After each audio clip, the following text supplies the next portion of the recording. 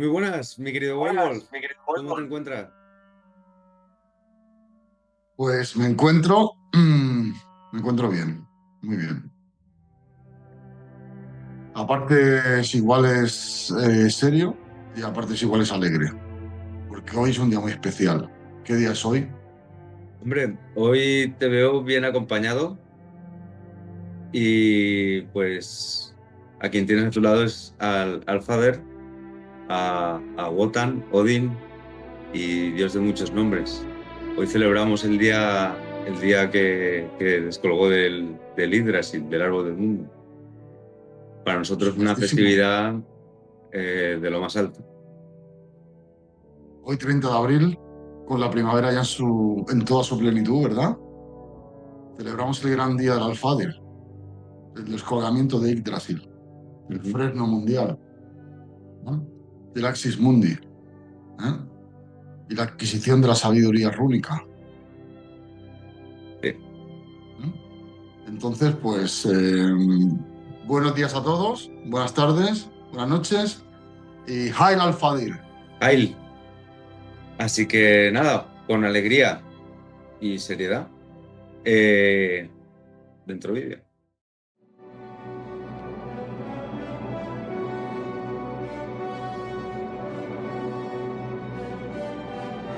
Oíd, pido a todas las estirpes divinas, grandes y pequeños hijos de Heimdall, te pides, oh Wallfather, que te refiera las más viejas historias que puedo recordar.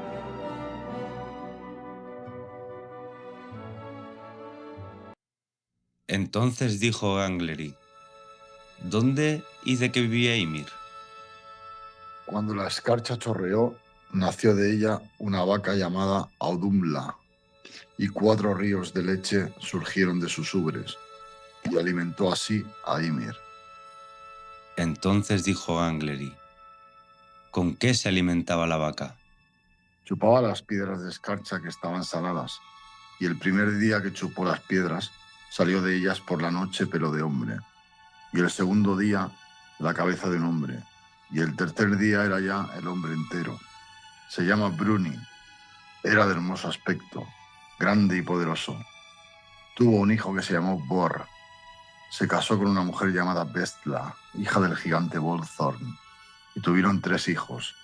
Se llamaba uno Odin, y el segundo Vili, y el tercero Ve. Y yo pienso que ese Odin y sus hermanos han de ser jefes del cielo y de la tierra.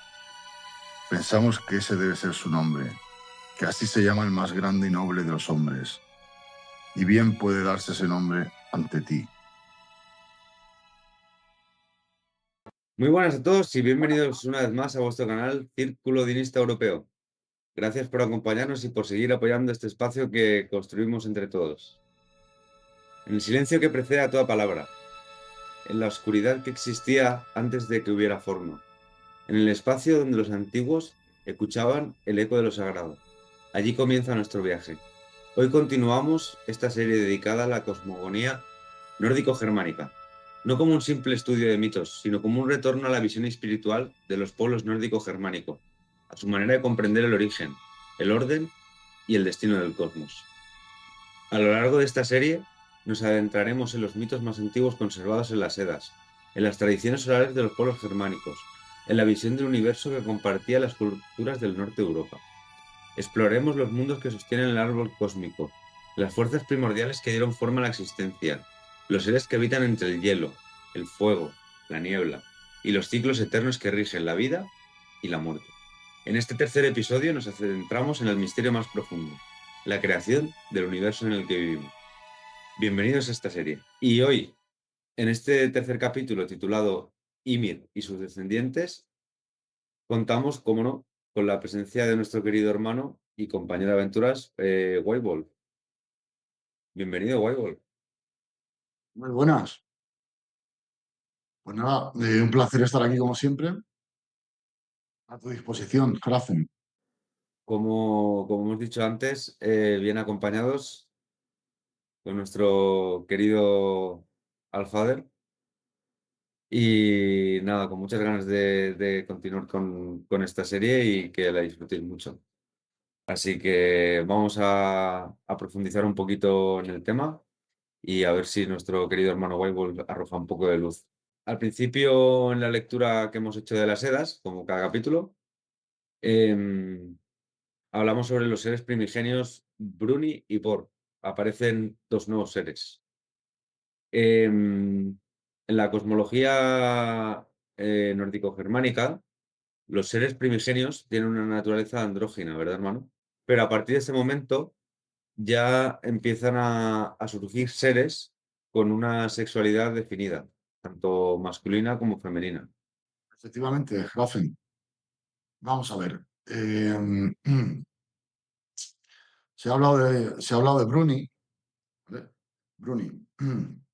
Bruni es un ser que aparece cuando la vaca Odumla, para alimentarse, empieza a chupar las rocas, que son rocas saladas, ¿vale? Y de esa sal se alimenta. Entonces, bueno, como se ha comentado en el relato del fragmento de la Edad Prosaica,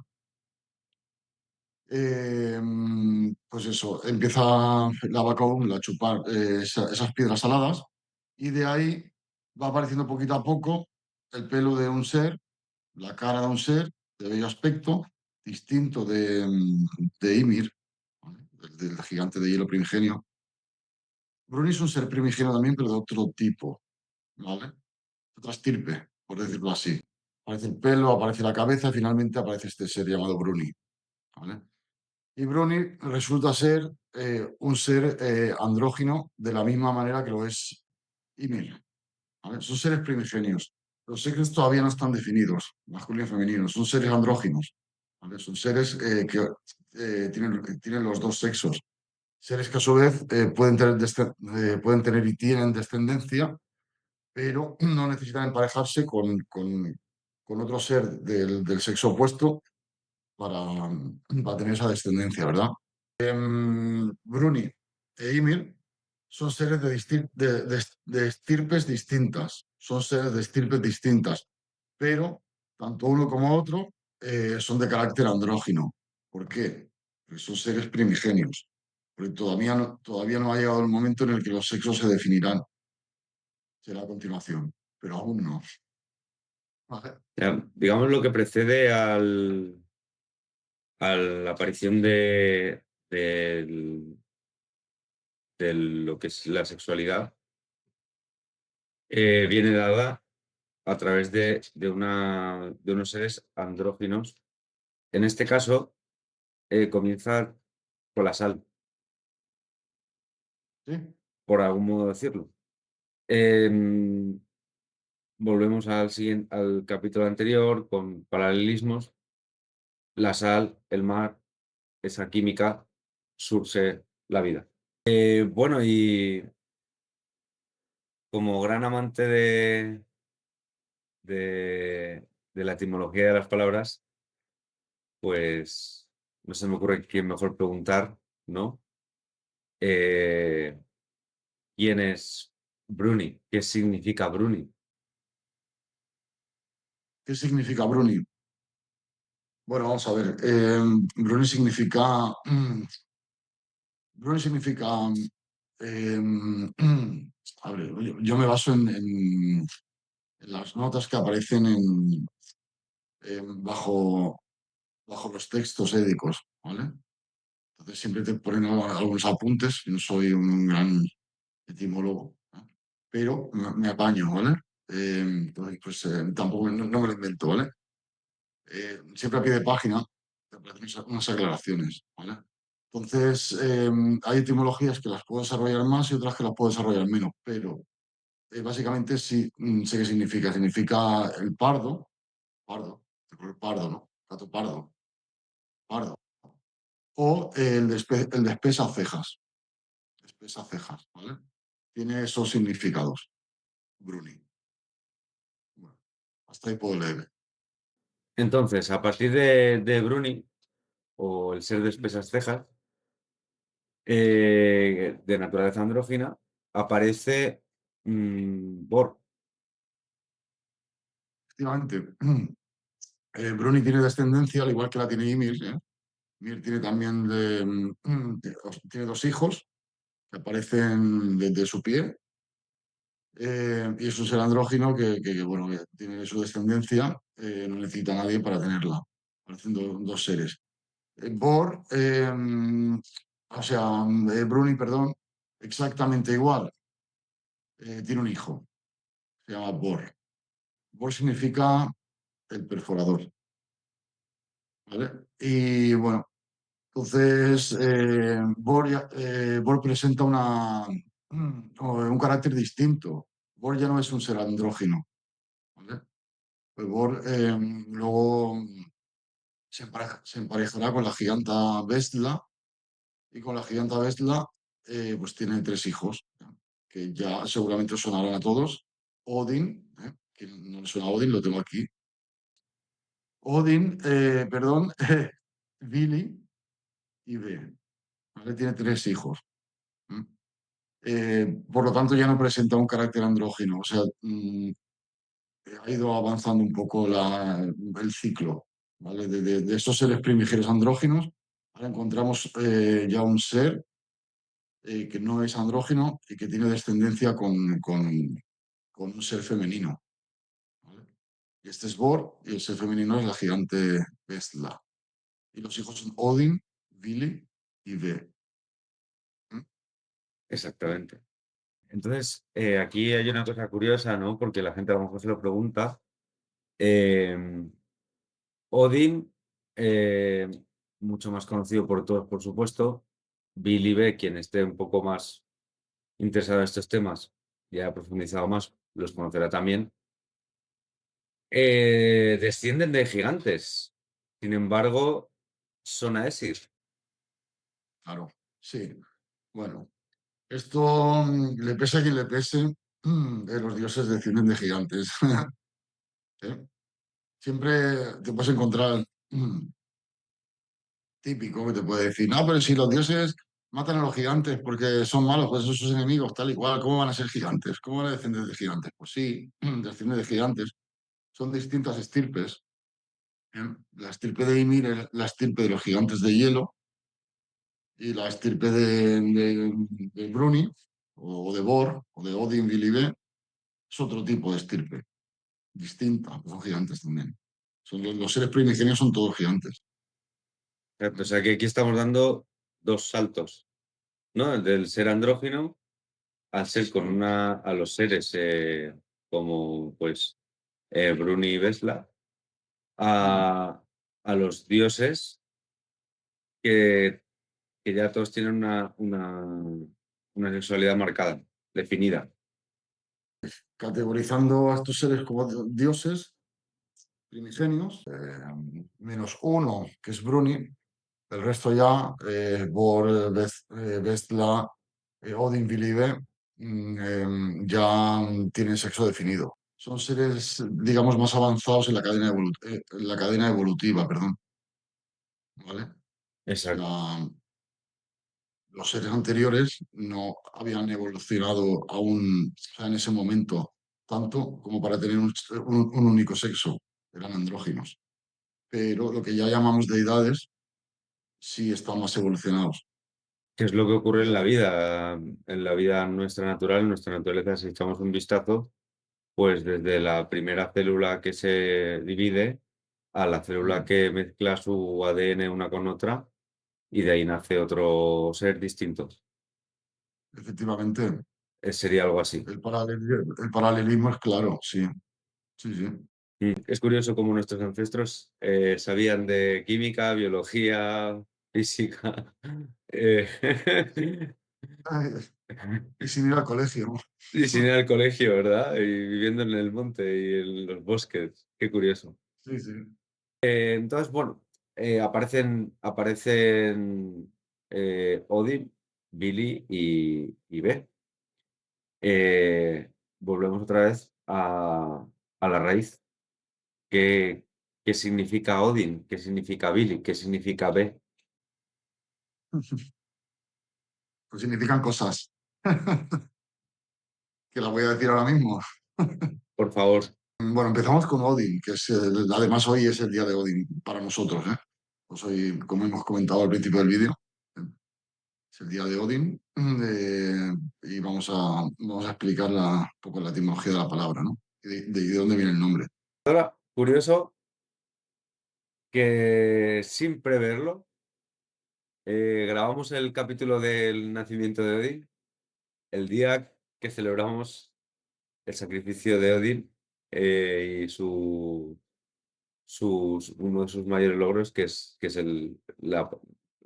conseguir las runas. Efectivamente, sí. Bueno, Rafen, tú sabes bien que las casualidades no existen, ¿no? Para nosotros no. Lo tenemos, es una cosa que tenemos muy clara. Mm. Sí, sí.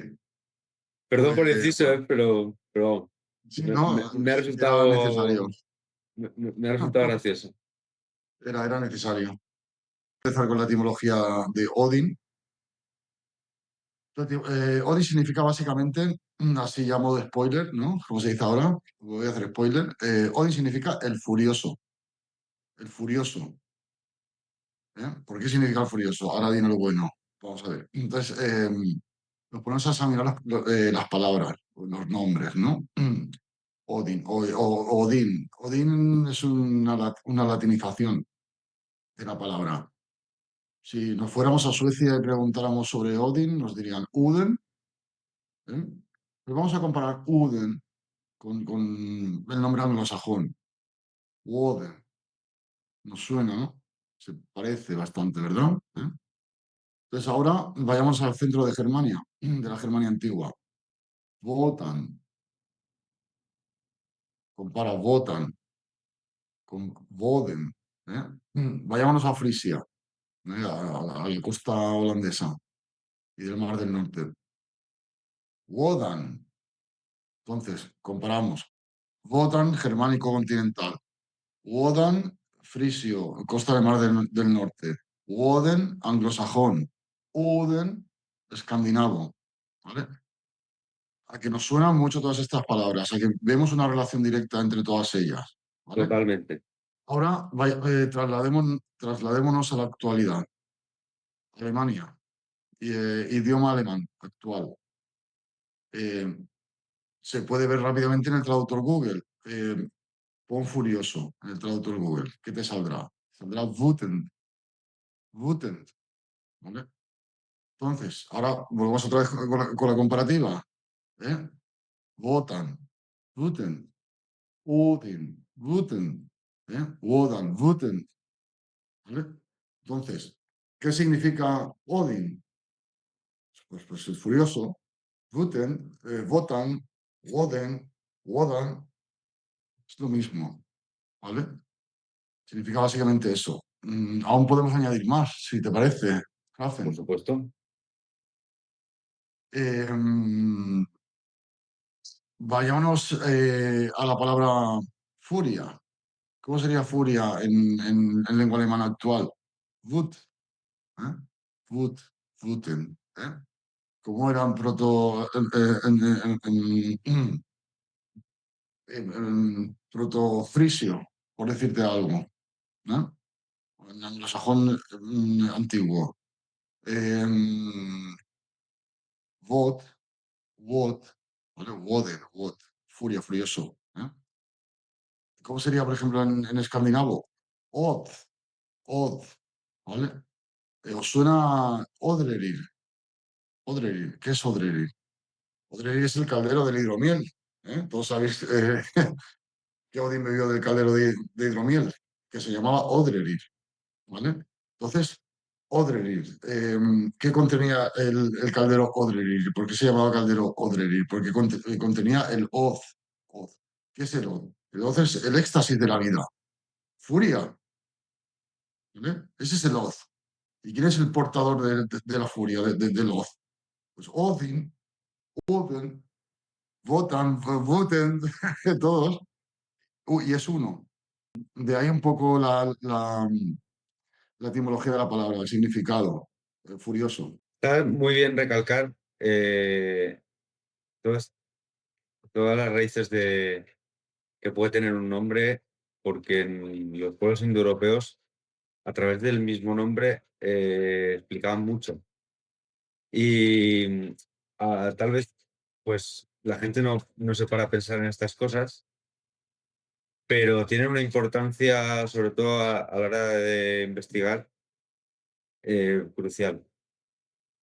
Crucial Sí, porque nos da a entender, pues, aparte de la conexión que hay entre los pueblos, a nivel de etimológico, de utilizar una misma raíz, que esa misma raíz está directamente conectada con el mito y con la personalidad o la característica de cada deidad, de cada, no incluso deidades, sino también los mundos, ¿no?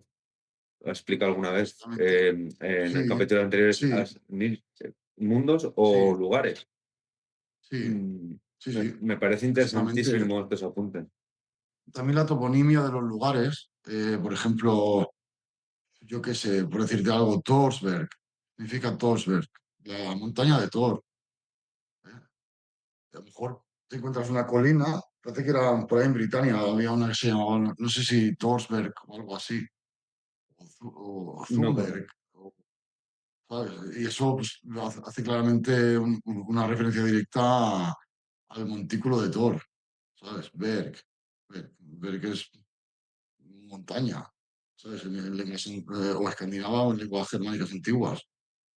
Eh, Thunberg, Thunor, ¿no? Thor, por ejemplo, ahora lo conocemos como Thor, pero, por ejemplo, en lengua germánica antigua era Donar, Donar, ¿vale? En lengua anglosajona era Thunor, ¿vale? Entonces, Thunberg, si conoces lo que significa ver y le aplicas el Thunor, Thunder en inglés, Donar en alemán, es lo mismo.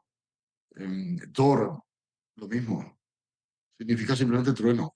Ya está. Aún a día de hoy, en lengua alemana actual, eh, el trueno se dice Donner, Ujú. ¿vale? El jueves en alemán es Donnerstag.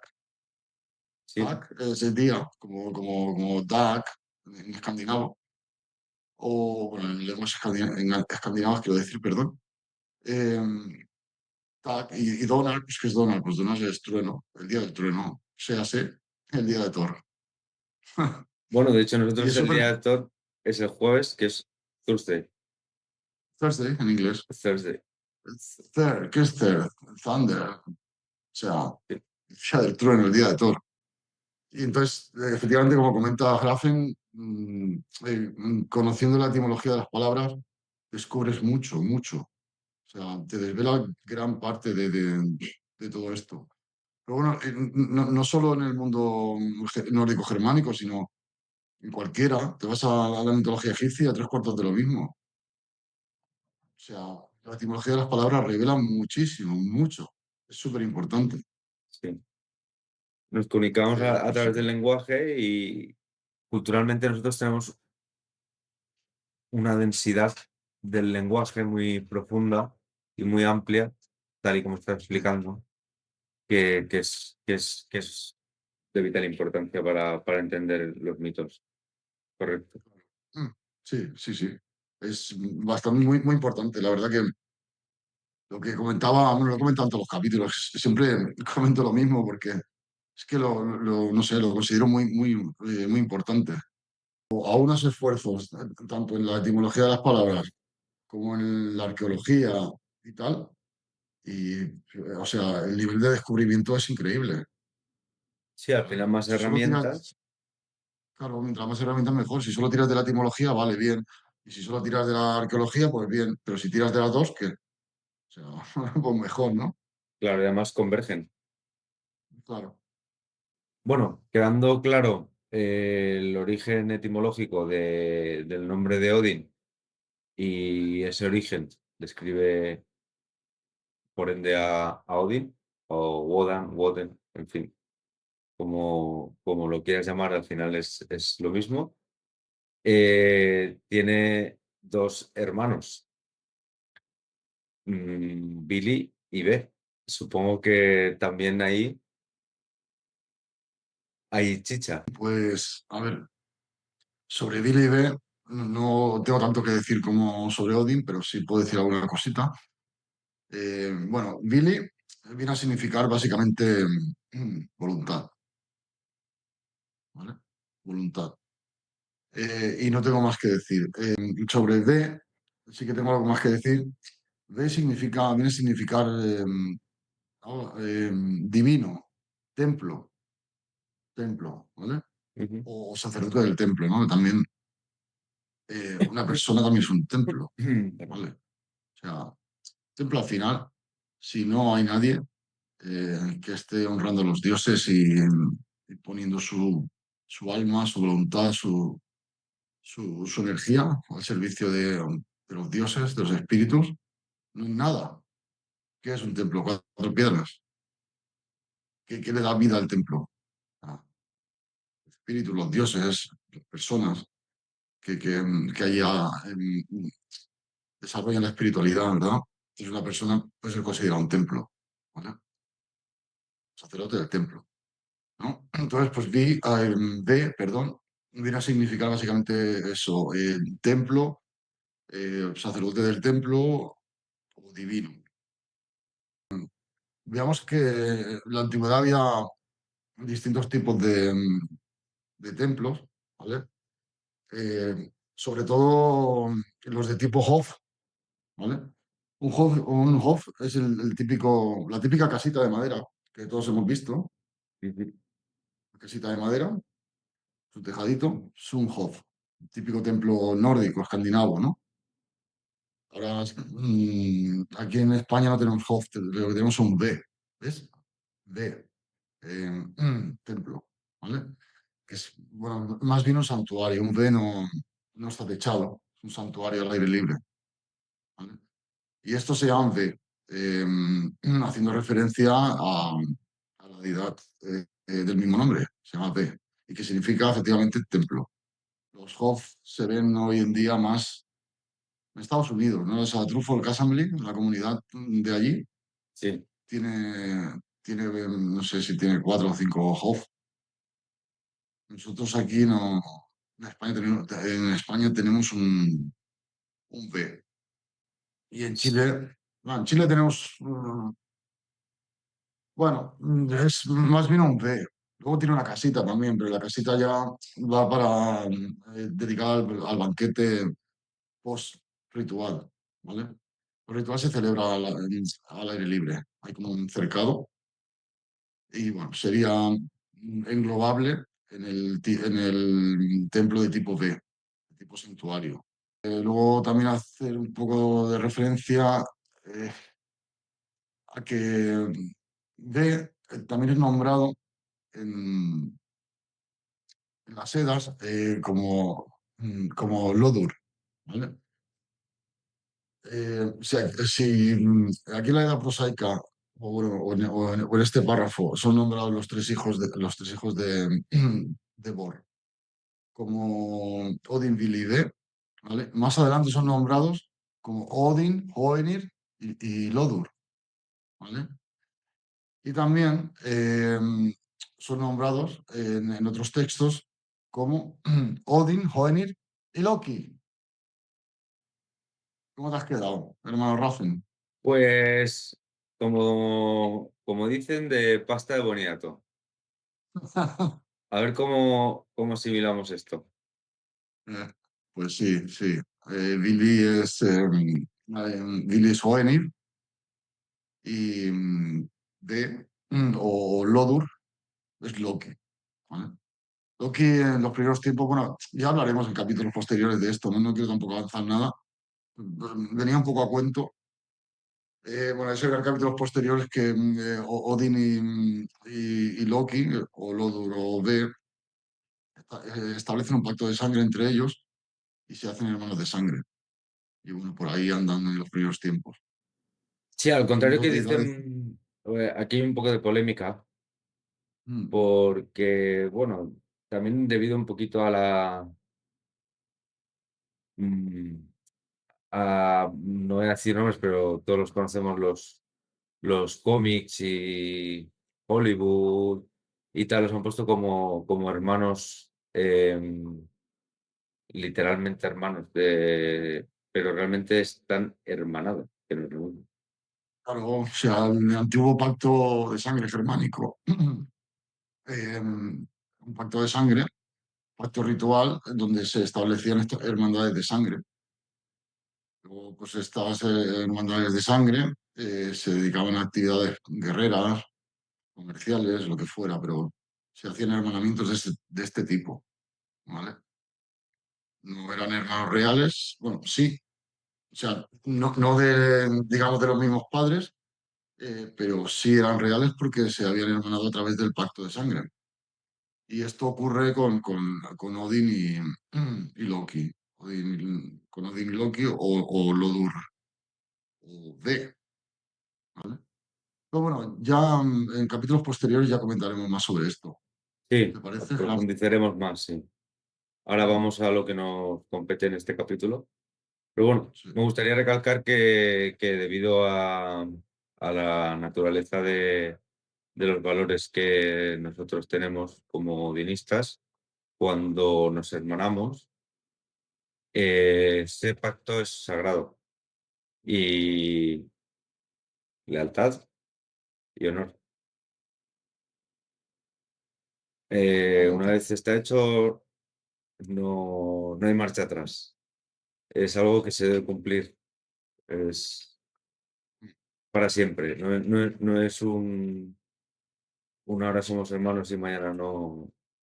Cualquier persona que se precie de llamarse odinista, odinista, no mejor otras variantes que pueda haber, pero odinista, si te precias de llamarte odinista, nunca puedes dejar tirado a tu hermano. Más. Nunca. Si lo haces, avergüénzate de llamarte odinista. Además, caerás en desgracia ante los ojos de la comunidad. Sí. ¿Y Pues de los dioses? peor. ¿Qué es peor? Sí. Estos pactos no hay que tomárselos nunca a la ligera. No. Mejor no Bueno, lo hagas que hacerlo de manera banal. sí. Si lo haces Si con te, convencimiento. Y exactamente, con todas las consecuencias que yo pueda traer, tanto buenas como malas. exactamente. Sí, así ha de ser.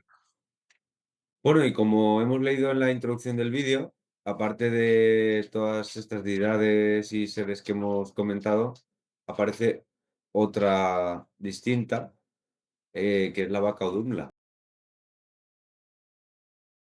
Efectivamente, la vaca primigenia. Bueno, si quieres que te comente sobre la vaca doula y tal, primero debería hacer una pregunta yo, que es, eh, también al público, ¿eh? ¿Por qué una vaca y no una cabra, una oveja, o una loba, ¿no? Una vaca. ¿Por qué una vaca? Bueno, pues eso tiene respuesta, ¿no? A lo que vamos aquí. Para las antiguas gentes del centro norte de Europa y también parte bueno, las gentes del este de Europa y tal, antiguamente su principal fuente de alimentación era la leche. ¿Qué pasó con la patata cuando descubrimos la patata en América? Trajimos la patata, que para muchos pueblos era su principal fuente de alimentación. ¿Qué pasó cuando hubo una crisis de la patata? Un montón de gentes europeas tuvieron que emigrar a Estados Unidos, ¿verdad? Porque no tenían para comer, habían perdido su fuente principal de alimento, ¿no? Por ejemplo, las migraciones de Irlanda a Estados Unidos, ¿no? Ya por los inicios del siglo XX. Esto fue a causa de la crisis de la patata, ¿vale? Entonces, ahí está la cuestión. Para estas gentes, al ser la leche, o sea, digamos, su principal fuente de alimentación, es precisamente por esto, por lo que o sea, por lo que la leche y la vaca, que es la que proporciona la leche, son asociadas con los mitos primigenios, porque es el alimento primordial para estas gentes, ¿vale? Esa es la relación y es el porqué de la vaca. Vamos a ver, en el mundo, bueno, nórdico y germánico, conocemos a través de las sagas. Veamos, el hidromiel eh, era más para los reyes, o sea, los reyes, los jefes tribales, los que estaban en lo más alto de la sociedad, en el estrato más alto, eran los que disponían de la riqueza suficiente para, para tener hidromiel. Luego la cerveza está un poco en el siguiente estrato social, el estrato de las élites. Ya no en los jefes tribales, sino, digamos, por decirlo así, entre comillas, la nobleza, ¿vale? Y para el campesino, que era la mayoría de la gente, pues bueno, pues a lo mejor tenían su barril de cerveza, pero lo tenían ahí guardadito, como si fuera su tesoro para ocasiones especiales. Pero la bebida que más se estilaba era la leche agria. Muchos casos en las sagas donde, bueno, aparece el protagonista, por ejemplo, de la saga, bueno, llega a una granja y según las leyes de la hospitalidad, pues pide hospitalidad para pasar esa noche o las 3 noches siguientes. Bueno, esa y las 2 siguientes, según las leyes de la hospitalidad antiguamente. Entonces, normalmente las vituallas que le ofrecían eran comida, pan, queso, normalmente, y leche agria, ¿vale? Que Exacto, que era la bebida, fermentaba y era una bebida alcohólica. efectivamente, ahí está el tema.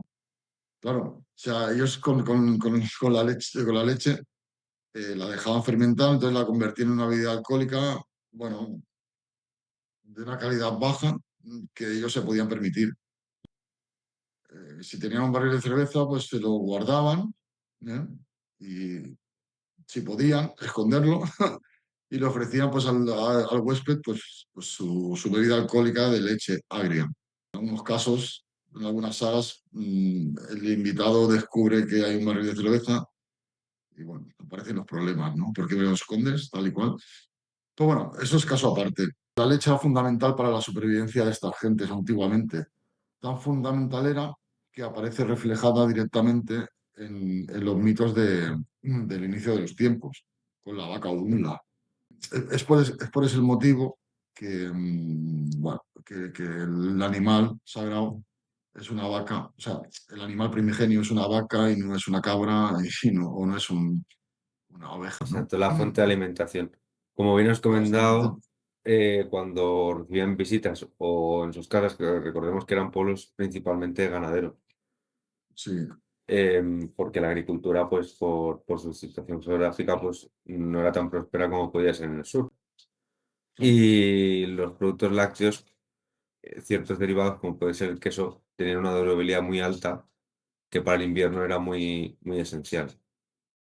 efectivamente, claro. La tolerancia a la lactosa, aunque actualmente se produce más en adultos, antiguamente, el en regiones había regiones donde la intolerancia a la lactosa en adultos era mayor, por lo cual solo se alimentaba a los niños con leche. Y en las regiones de Europa sur y este, y Europa del Norte, había una tolerancia mucho mucho mayor. Entonces, los adultos podían consumir más leche sin tener problemas estomacales o intolerantes. Voy a decir unas cifras, no sé si son correctas, exactamente, pero vamos, que en las poblaciones asiáticas, no tienen una tradición lechera, por así decirlo, y tenían entre un 95 y un 80% de posibilidades de ser adulto y no poder consumir leche. Tanto así en Asia como puede ser en África, igual, de la misma forma. Sin embargo, en Europa, norte, sur y este, la intolerancia baja cae desde hasta un 25% de posibilidades. Y este gen, según varias instituciones que son de renombre, no son datos inventados, que pues mm, eh, es el LTC, es el que produce la enzima de la lactasa.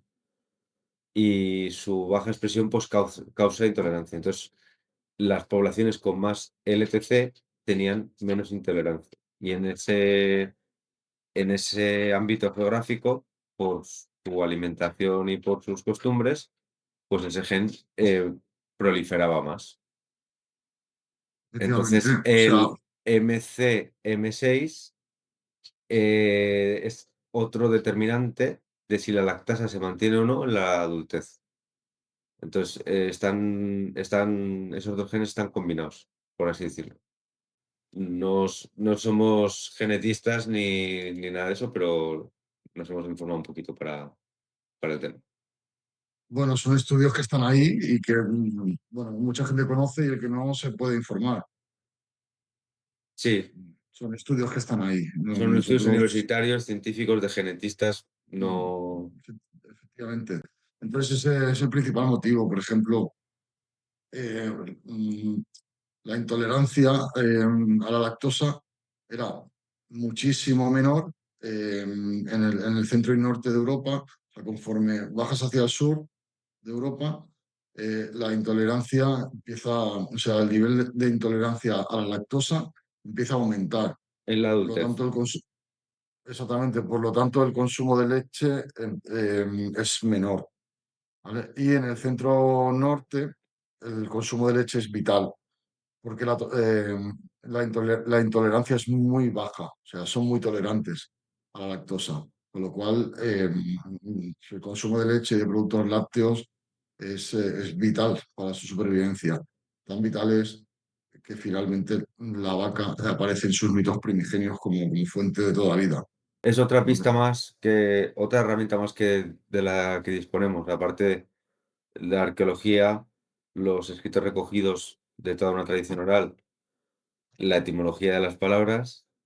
Tenemos también la genética, pues que apoya y sustenta pues las costumbres de cada pueblo, pues los genes cambian según qué población. Claro, efectivamente. Esto sería un poco bueno, para que el espectador entienda el porqué de una vaca, ¿no? Porque siempre puedes pensar, uy, qué cosa más exótica, qué cosa más rara, ¿no? Una vaca, ¿no? Sí. Bueno, por ejemplo, en Creta, pues el animal es el minotauro, el Mm. toro, ¿no? Pues el toro y no es la vaca, porque no había vacas, pues no tenían gran tolerancia a la leche, o simplemente porque no había. Entonces el animal principal que había en Creta era el toro. ¿Cuál es el animal entonces representativo de sus mitos, de su mitología? Pues el toro. Y bueno, pues eso es así. En Grecia era la cabra maltea, como hemos comentado anteriormente. Si te vas a otras regiones, por ejemplo, como pudiera ser la zona de Egipto, pues también han encontrado que se valoraba mucho la leche de burra. Incluso las faraonas, Cleopatra, se Vale. bañaban en leche de burra para conservar su belleza y su juventud y tal. Entonces, Mm, bueno, pues hay unas variantes. Entonces, ellos vale. tendrían otro concepto de lo que es una burra, del concepto que se pueda tener en otra región de lo que es una burra o la leche de burra. Efectivamente, No la apreciaban de la misma manera. efectivamente, al final los mitos vienen determinados por las circunstancias que se dan en esa región, ¿vale? Siempre es así. Por eso los mitos en unos lugares y otros eh, también dependen mucho de la distancia que haya entre esos lugares, ¿vale? Según el modus vivendi de cada gente de cada región, pues de esa manera se desarrollan sus mitos, su mitología. Y en este caso, en el mundo nórdico y germánico, pues bueno, el modus vivendi suyo en la antigüedad, pues era pues, la ganadería, aparte de las actividades guerreras, ¿no? Sí, Y bueno, y en el norte, pues el comercio marítimo y eso. Pero básicamente el modus vivendi de la gente de la tierra era la ganadería y la fuente de alimento por la vaca. Por lo claro. tanto, ¿qué animal en la mitología es el que da la vida? Pues el que te la da a ti, la vaca. Sí, es por Pues la lógica. vaca Dumla. ¿Eh? Exactamente. Y bueno, esto vendría a ser básicamente, bueno, antes de pasar a lo que pasaremos ahora en breve, la etimología de la palabra y tal, pues esto es lo que había que comentar. Estaban más dedicados a la ganadería y entendían en aquella época, pues, allí había mucho porquero, entonces en aquella época, ¿no? La leche de cerda, no sé, el puerco se comía y además, se podía conservar para el invierno, más luego la carne de caza. Y según parece, la ganadería, en cuanto a vacuno se refiere, se utilizaba más para le entendían que tenía más durabilidad para ellos, obtener la leche de la vaca que matar a la vaca para comérsela. Mm, a modo de carne comían más cerdo y pescado, y además tenían sus medios para hacer que eso durara durante todo un invierno, pero la leche la podían obtener durante todo el año.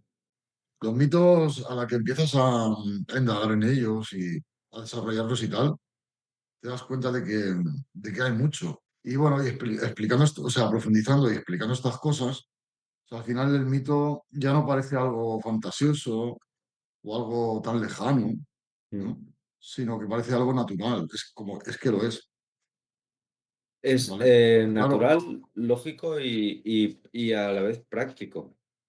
y práctico, obviamente. Claro, si nosotros no explicamos lo que hemos explicado, el tema de la leche, la importancia de la leche para estas sociedades, la importancia de la vaca para estas sociedades, pues entonces no se llegaría a entender bien el porqué de una vaca Claro. primigenia como fuente de vida, ¿no?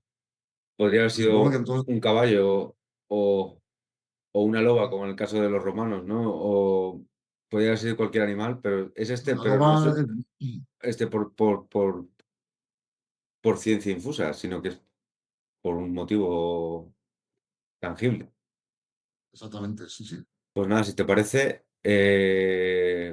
vamos a profundizar un poquito más en el nombre de Audumla y en lo que encierra el mismo nombre. por supuesto. Allá vamos. Tengo un artículo, bueno, no lo he escrito yo, pero es un artículo que o sea, me gustó mucho, lo considero bastante bueno y fidedigno. Ujú. Y bueno, entonces de ese artículo está apoyado por por un libro del escritor Julius Pokorny, ¿no? Es un autor austro-checo. Tiene un libro que se llama Indogermanisches Etymologisches Wörterbuch, ¿vale? Significa el diccionario etimológico de palabras indogermánicas. Entonces, Julius Pokorny un experto en lengua indoeuropea antigua y, bueno, este artículo está apoyado por este libro, ¿vale? Ujú. Entonces yo, bueno, he redactado un texto a modo de resumen, ¿vale? Vale. Y bueno, si te parece, Rafen, ¿puedo leerlo? Voy a leer un poco el resumen que he preparado, que está relacionado directamente, obviamente, con la vaca Odumla, que es el tema que nos compete justo ahora. Y nada, pues os comento, ¿vale? Vamos a ver. La vaca Odumla podría ser englobada en el conjunto de alimentadoras sagradas, ¿vale? En el mundo mítico indoeuropeo.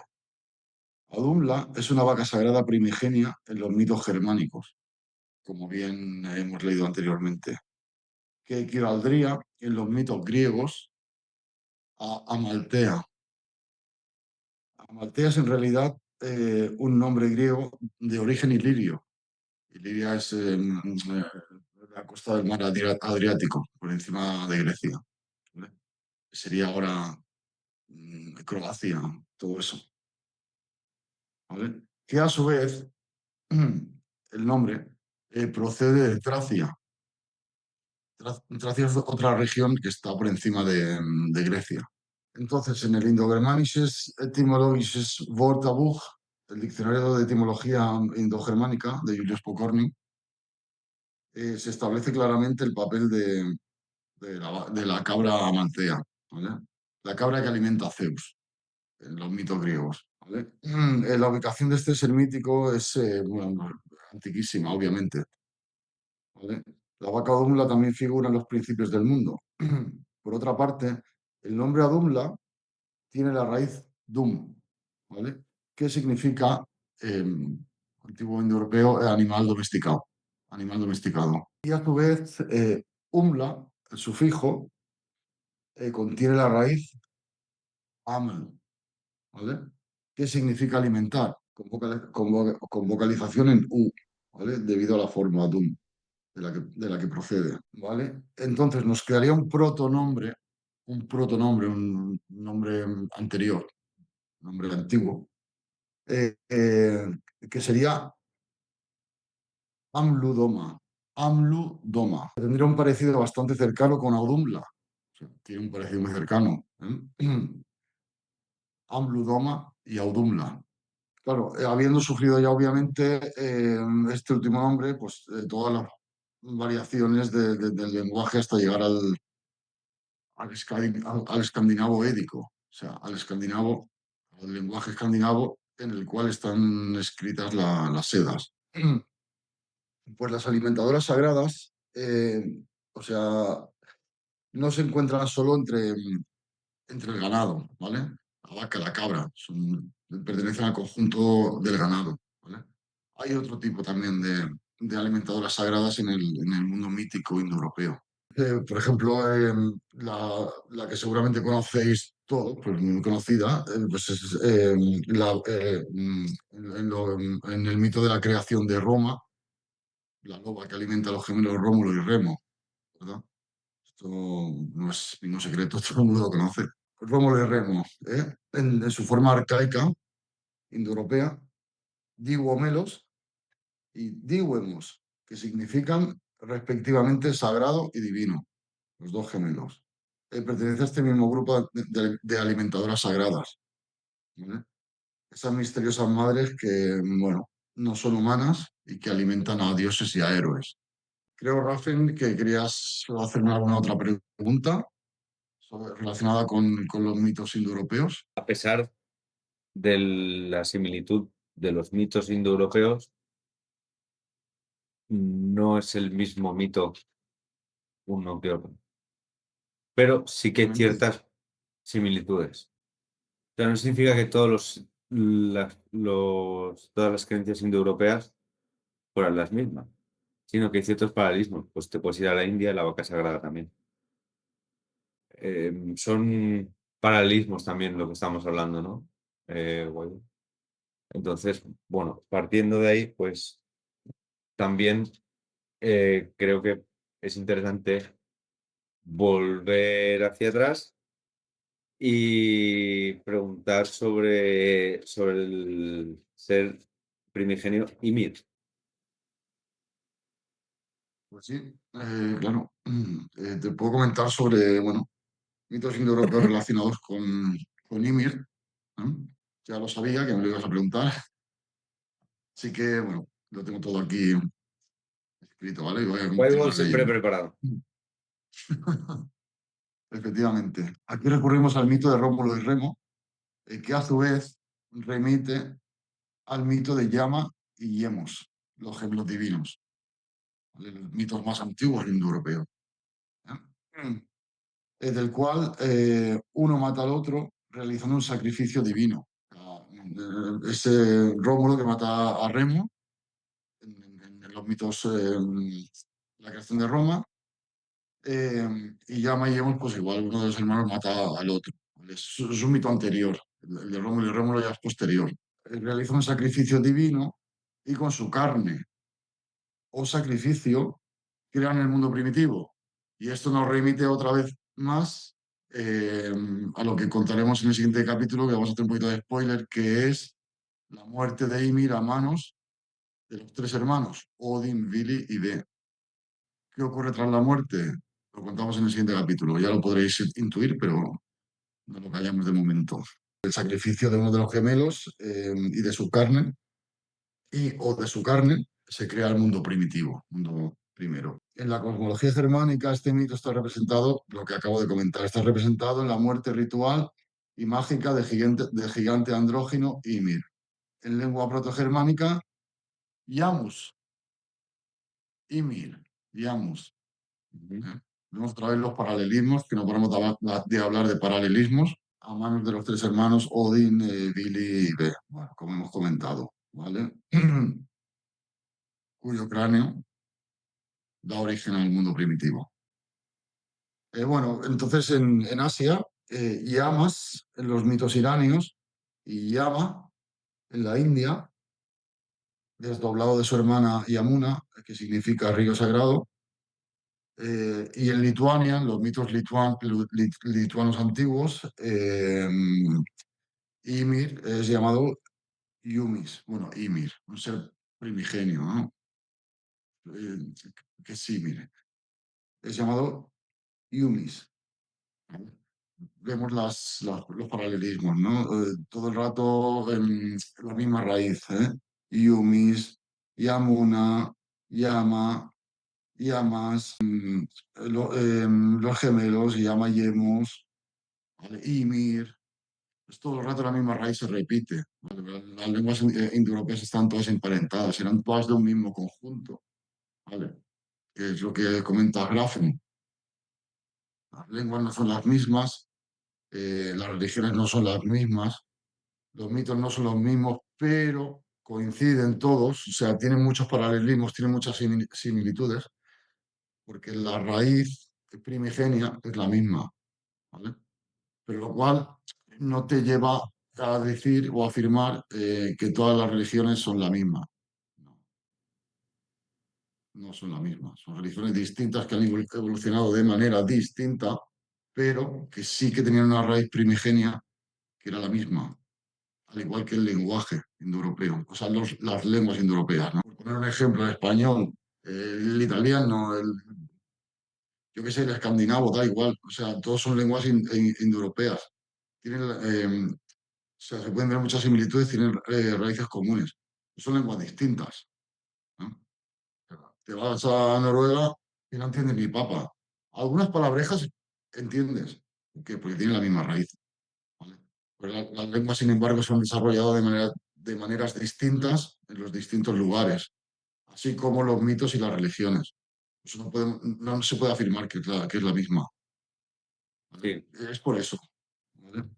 Y bueno, y así podríamos seguir dando ejemplos que no vamos a dar más, porque yo creo que con esto queda claro, ¿no? ¿Hacen o tenemos alguna sí, pregunta?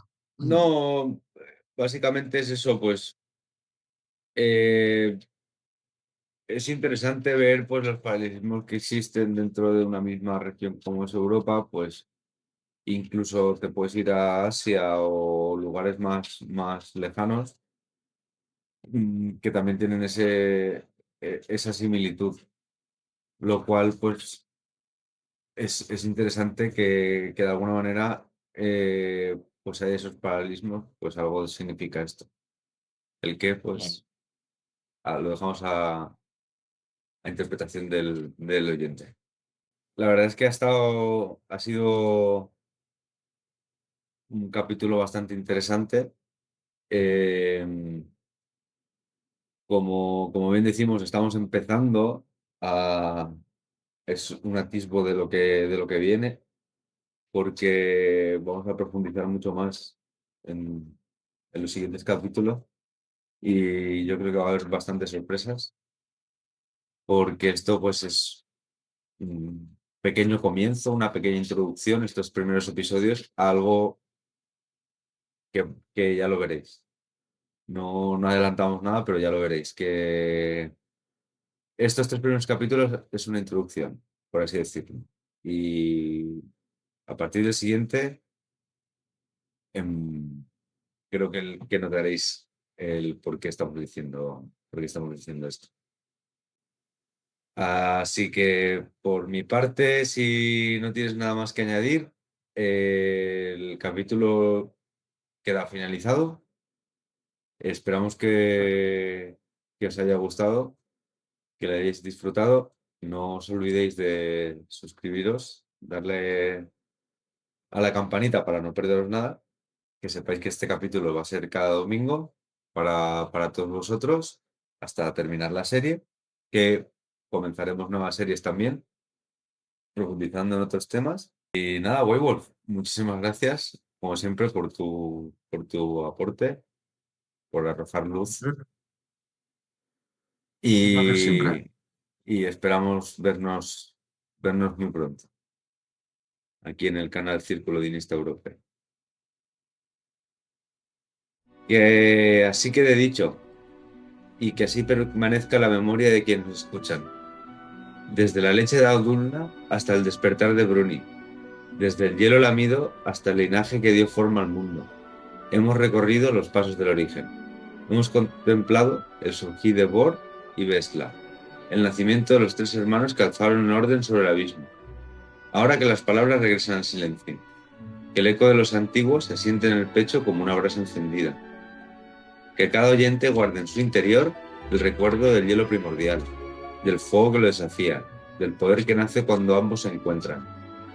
Que Odin ilumine el sendero de quienes buscan sabiduría, que la fuerza de los ancestros sostenga nuestros pasos, y que el Ginnungagap, eterno y profundo, nos recuerde siempre de dónde venimos y hacia dónde nos llama el destino. Así se cierra este capítulo, así se sella este conocimiento, así continúa el camino. Nos veremos en el próximo viaje.